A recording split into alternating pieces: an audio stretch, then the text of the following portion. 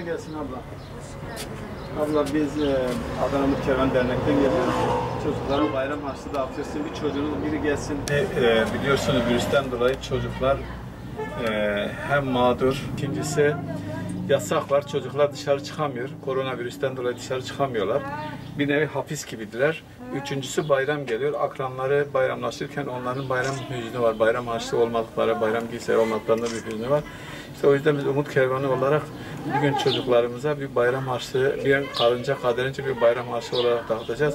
Şu anda kızımıza bayram harçlığını takdim edeceğim. Buyur canım benim, bu senin bayram harçlığın. Tamam, Allah senden razı olsun ablam benim. Allah'a emanet olun.